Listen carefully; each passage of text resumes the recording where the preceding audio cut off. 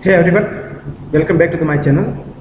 If you are diving into a research or data analysis, one of the first questions you will face is how many samples do I actually need? So let's get started. Before we jump into the math, let's talk about why the sample size matters.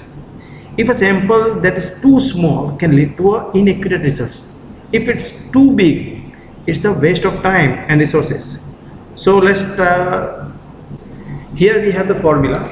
N is equal to, into the bracket, a Z score based on your confidence level multiplied by standard deviation divided by margin of error, enclosed bracket, and its square.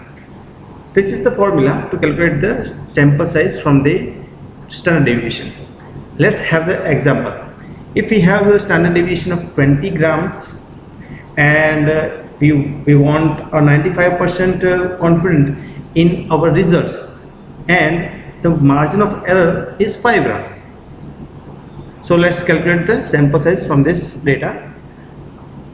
Sample size N is equal to, into the bracket, Z score multiplied by standard deviation divided by margin of error square. Here the Z is equal to 1.96 at the 95% confidence level. Standard deviation is already given, 20 grams. Margin of error is already given, is 5 gram. Let's put this value into the formula. N is equal to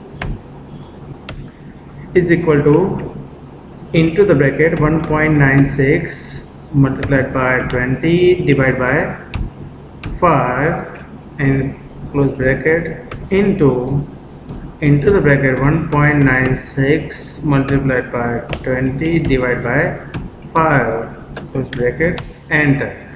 So we have the sample size is 61.4656. okay, I hope you understand how to calculate the sample size from the standard deviation. Okay, thank you.